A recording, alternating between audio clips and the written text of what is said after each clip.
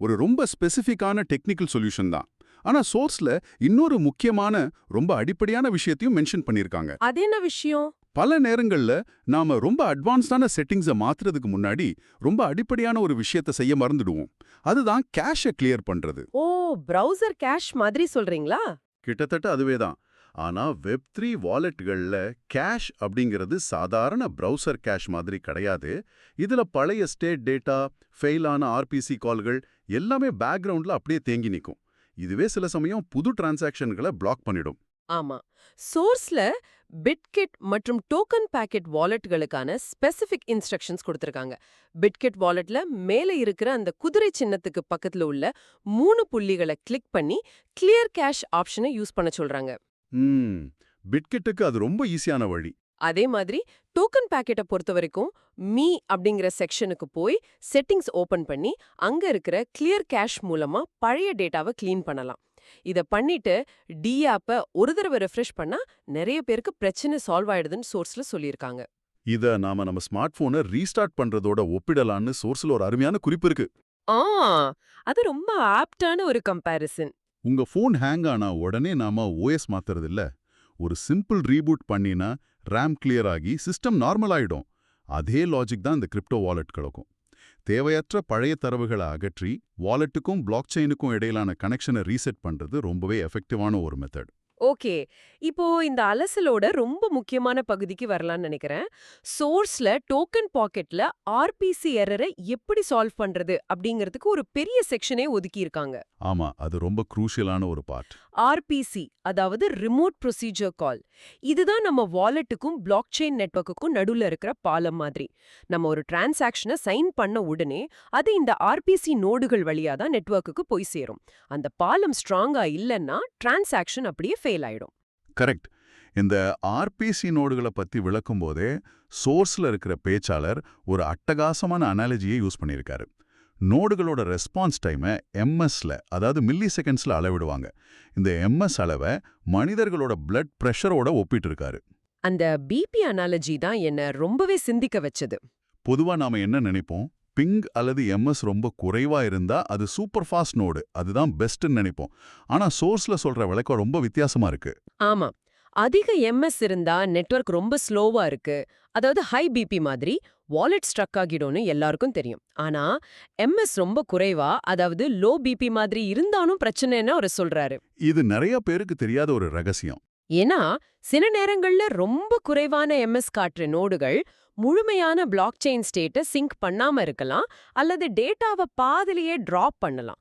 ரொம்ப ஃபாஸ்டா ரெஸ்பாண்ட் பண்ற பேர் வழின்னு தப்பான டேட்டாவை கொடுக்க வாய்ப்பு இருக்கு. அதனால தான் அவர் ஒரு ஐடியல் ரேஞ்ச் கொடுத்திருக்காரு. 900 முதல் 1000 வரை எம்எஸ் உள்ள நோடுகளை தேர்ந்தெடுப்பது தான் ஒரு சீரான பரிவர்த்தனைக்கு சிறந்ததுன்னு அந்த சோர்ஸ்ல தெளிவா சொல்லியிருக்காங்க. 900 to 1000 எம்எஸ். ஆமா, இது ரொம்ப அதிகமான ஸ்பீடும் கிடையாது, ரொம்ப ஸ்லோவும் கிடையாது. பிளாக் செயின் டேட்டாவை ஸ்டேபிளா எந்த பாக்கெட்டும் டிராப் ஆகாம ப்ராசஸ் பண்றதுக்கு இந்த நடுத்தரமான வேகம் தான் சரியானதுன்னு அந்த பேச்சாளர் ஆர்கியூ பண்றாரு. சரி, இந்த நோடுகளை டோக்கன் பாக்கெட்ல எப்படி மாத்துறதுன்னு சோர்ஸ்ல கொடுத்திருக்கிற ஸ்டெப்ஸை பார்ப்போம். இது ரொம்ப ஸ்ட்ரெயிட் ஃபார்வர்டான ப்ராசஸ் தான். டோக்கன் பாக்கெட்ல மீ செக்ஷனுக்கு போய் செட்டிங்ஸை ஓபன் பண்ணணும். அங்க மூணாவதா நோட் செட்டிங்ஸ் அப்படின்னு ஒரு ஆப்ஷன் இருக்கும். அதை கிளிக் பண்ணா நெட்வொர்க்குகளோட லிஸ்ட் வரும். நாம இப்போ பாலிகான் நெட்வொர்க்ல வர பிரச்சனைகளை பத்தி பேசுறதால பாலிகானை செலக்ட் பண்ணிக்கணும். அங்க போன உடனே பல நோடுகளோட ஒரு பெரிய லிஸ்ட் இருக்கும். உங்க வாலெட்ல டிஃபால்ட்டா ஏதோ ஒரு நோடு செலக்ட் ஆயிருக்கும், அதுல டிக் மார்க் இருக்கும். அந்த குறிப்பிட்ட நோடுல கன்ஜெஷன் அதிகமா இருக்கிறதால தான் உங்களுக்கு இந்த ஆர்பிசி எரரே வருது. அப்போ அந்த டிஃபால்ட் நோட மாத்தணுமா? எக்ஸாக்ட்லி. இப்போ சோர்ஸ்ல சொன்ன அந்த பிபி ஃபார்முலாவை அங்க அப்ளை பண்ணணும். அந்த லிஸ்ட்ல இருக்கிற ஒவ்வொரு நோடுக்கும் பக்கத்துல அதோட எம்எஸ் அளவு காட்டும். அதுல 900 இருந்து 1000 எம்எஸ்க்குள்ள எந்த நோடு ஸ்டேபிளா இருக்கோ, உதாரணத்துக்கு polygon.rpc மாதிரி நோடுகளை தேர்ந்தெடுத்து அதுல டிக் பண்ணணும். ஓகே. இதை மாத்தினதுக்கு பிறகு பேக்ரவுண்ட்ல ரன் ஆகிற டி ஆப்பை ஒரு வாட்டி ரீலோட் செஞ்சுட்டு டிரான்சாக்ஷனை கன்ஃபார்ம் பண்ணலாம். மேக்ஸிமம் பிரச்சனை சால்வ் ஆயிடும். ஆனா சோர்ஸ்ல இதோட நிறுத்தல. ஒருவேளை அந்த லிஸ்ட்ல இருக்கிற எந்த நோடுமே வேலை செய்யல, எல்லாமே ரொம்ப ஹை எம்எஸ் காட்டுது, அல்லது அவுட் ஆஃப் சிங்க் ஆயிருக்குன்னா என்ன பண்றது? ஆமா, அதுக்கும் ஒரு பிரத்யேகமான வழியை சோர்ஸ்ல கொடுத்திருக்காங்க. நாமே மேனுவலா கஸ்டம் நோடுகளை ஆட் பண்ண முடியும். அதே நோட் செட்டிங்ஸ் பேஜ்ல கீழே ஆட் கஸ்டம் நோட் அப்படின்னு ஒரு ஆப்ஷன் இருக்கு. இதை யூஸ் பண்ணி புது நோட நாமே உள்ள கொண்டு வரலாம். இந்த கஸ்டம் நோட் ஆட் பண்றது ரொம்ப அட்வான்ஸ்டான யூசர்களுக்கான ஒரு சூப்பரான டூல்னு சொல்லலாம். டிஃபால்ட்டா வாலெட்டுகள் கொடுக்குற நோடுகள் எல்லாமே குறிப்பிட்ட சில இன்ஃப்ராஸ்ட்ரக்சர் ப்ரொவைடர்ஸ் கிட்ட இருந்து வரவ இன்ஃபர்மேஷன். ஒன்னு polygon-dashboard.publicnode.com, இன்னொன்னு http://polygon-fork-public-node. இந்த URL-களை காப்பி பண்ணி அந்த ஆட் கஸ்டம் நோட் செக்ஷன்ல பேஸ்ட் பண்ணி கன்ஃபார்ம் பண்ணிடலாம். இத பண்ணா என்ன ஆகும்? இத செலக்ட் பண்ணிட்டா உங்க வாலெட் அந்த டிஃபால்ட் கன்ஜெஷன் ரூட்டை அப்படியே பைபாஸ் பண்ணிட்டு நேரடியா இந்த பப்ளிக் நோடுகள் வழியா நெட்வொர்க்கோட பேச ஆரம்பிச்சிடும். ஆர்பிசி எரரை பைபாஸ் பண்ண இது ஒரு அருமையான ஹேக் அப்படின்னு சோர்ஸ்ல மென்ஷன் பண்ணிருக்காங்க. ஆக்சுவலா இந்த நோட் செட்டிங்ஸ் மாற்றம், அப்புறம் நம்ம முன்னாடி பார்த்த கேஷ் கிளியரிங், EIP 7702 அன்பைண்ட் பண்றது, இது மூணையும் சரியா பண்ணாலே 95% ஆர்பிசி மற்றும் நெட்வொர்க் பிரச்சனைகள் சால்வ் ஆகிடும்னு சோர்ஸ்ல ரொம்ப உறுதியா சொல்றாங்க. அது எப்படி அவ்வளவு உறுதியா சொல்ல முடியும்? ஏன்னா வாலெட் லெவல்ல ஏற்படக்கூடிய எல்லா பாட்டில் நெக்குகளையும் நாம இது மூலமா கிளியர் பண்ணிடுறோம். இதுக்கு மேல வாலெட் சைடுல செய்யறதுக்கு ஒன்றும் பெருசா இல்ல. அதான் இங்க ஒரு முக்கியமான கேள்வியை சோர்ஸ்ல எழுப்பியிருக்காங்க. நான் கேஷ் கிளியர் பண்ணிட்டேன், நோட் செட்டிங்ஸை பெர்ஃபெக்ட்டா 900 MSக்கு மாத்திட்டேன், கஸ்டம் நோட் கூட ஆட் பண்ணிட்டேன், ஆனாலும் என் வாலெட்ல டிரான்சாக்ஷன் ஃபெயில் ஆகுதே, இதுக்கு என்ன அர்த்தம்னு ஒரு கேள்வி வருது. அது ஒரு வேலிடான கேள்விதான். அதுக்கு சோர்ஸ்ல கொடுக்குற பதில் ரொம்ப பிராக்டிகலானது. நீங்க உங்க சைடுல செய்ய வேண்டிய எல்லாத்தையும் செஞ்சுட்டீங்க, இதுக்கு மேலேயும் எரர் வருதுன்னா அது கண்டிப்பா உங்க வாலெட் பிரச்சனை கிடையாது. இந்த மாதிரி நேரங்கள்ல பேனிக் ஆகி திரும்ப திரும்ப டிரான்சாக்ஷனை புஷ் பண்றதை விட அமைதியா கொஞ்ச நேரம் வெயிட் பண்றது தான் பெஸ்ட்னு சோர்ஸ் அட்வைஸ் பண்ணுது. பொறுமை அப்படிங்கிறது கிரிப்டோல எவ்வளவு முக்கியம்னு இதுல இருந்து புரியுது. சோர்ஸ்ல நான் கவனிச்ச இன்னொரு சுவாரஸ்யமான விஷயம் அந்த பேச்சாளரோட எனர்ஜி. ஆமா, அவர் ரொம்ப ஸ்பீடா டாபிக்க மாத்தினாரு. இந்த token packet RPC error, EIP 7702 பிரச்சனைகள் எல்லாத்தையும் எக்ஸ்பிளைன் பண்ணி முடிச்ச கையோட அடுத்த 10 நிமிஷத்துல நம்ம டர்பன் டிரான்சாக்ஷன்ஸை பத்தி பார்க்க போறோம் அப்படின்னு அவர் டாபிக்க மாத்துறாரு. கிரிப்டோ ஸ்பேஸ் எந்த அளவுக்கு வேகமா இவால்வ் ஆயிட்டு இருக்குங்கிறதுக்கு இது ஒரு சிறந்த உதாரணம். அந்த டர்பன் டிரான்சாக்ஷன்ஸ் அப்படிங்கிறது டேட்டாவை எப்படி சின்ன சின்ன பாக்கெட்டுகளை பிரிச்சு நெட்வொர்க் முழுக்க லைட்னிங் ஸ்பீட்ல பரவ செய்யறது அப்படிங்கிற ஒரு ரொம்ப அட்வான்ஸ்டு கான்செப்ட். இது மெயினா சொலானா மாதிரி ஹை ஸ்பீட் நெட்வொர்க்குகள்ல யூஸ் பண்ற மெக்கானிசம். நாம இப்போ ஃபேஸ் பண்ற இந்த ஆர்பிசி கன்ஜெஷன் பிரச்சனைகளை நிரந்தரமா சால்வ் பண்றதுக்கான அடுத்த கட்ட டெக்னாலஜி தான் அது. ஒரு பிரச்சனைக்கான தீர்வை சொல்லும் போதே அந்த பிரச்சனையே வராம தடுக்கிற அடுத்த கட்ட டெக்னாலஜியும் சோர்ஸ்ல டிஸ்கஸ் பண்றாங்க.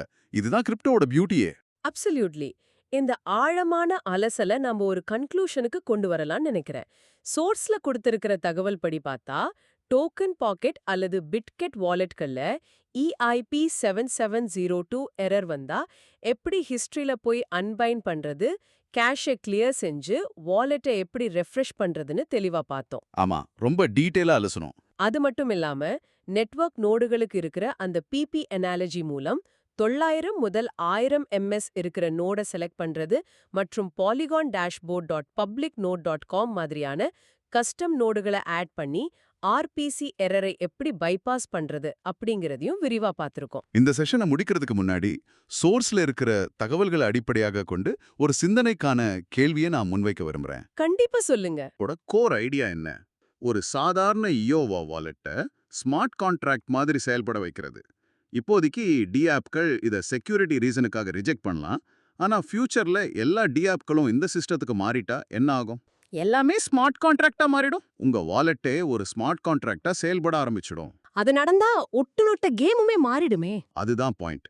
எதிர்காலத்துல உங்களோட தனிப்பட்ட வாலெட்டே சந்தையோட நிலவரத்தை அனலைஸ் பண்ணி எந்த நெட்வொர்க்ல கேஸ் ஃபீஸ் கம்மியா இருக்கு, எந்த ஆர்பிசி நோட் பெஸ்டா இருக்குன்னு அதுவே முடிவெடுத்து ஆட்டோமேட்டிக்கா ஸ்வாப் மற்றும் ட்ரேடிங் செய்ய ஆரம்பிச்சா சென்ட்ரலைஸ்ட் எக்ஸ்சேஞ்ச் அப்படிங்கிற ஒண்ணுக்கான தேவையே எதிர்காலத்துல இல்லாம போயிடுமா? வாவ்! மனிதர்களோட கண்ட்ரோல் எங்க முடியுது, இந்த ஸ்மார்ட் வாலெட்களோட ஆட்டோமேஷன் எங்க தொடங்குது அப்படிங்கிறது ரொம்பவே ஆழமான ஒரு கேள்வி. இத பத்தி நீங்க யோசிச்சு பாருங்க. உண்மையிலேயே இது ரொம்ப பிரம்மாண்டமான ஒரு கேள்விதான். டெக்னாலஜி நம்ம வாலெட்களை ஒரு மினி எக்ஸ்சேஞ்ச் அளவுக்கு மாத்துற நாள் ரொம்ப தூரத்துல இல்ல அப்படிங்கிறது தான் சோர்ஸ் மெட்டீரியல்ஸ் நமக்கு உணர்த்துற விஷயம். இந்த கேள்வியை உங்க மைண்ட்ல வச்சுக்கிட்டு தொடர்ந்து கிரிப்டோ ஸ்பேஸை அப்சர்வ் பண்ணுங்க. இன்னொரு சுவாரஸ்யமான சோர்ஸ் மெட்டீரியல்ஸோட மீண்டும் ஒரு ஆழமான அலசலில் சந்திக்கலாம். தொடர்ந்து தேடுங்கள், தொடர்ந்து கற்றுக்கொள்ளுங்கள்.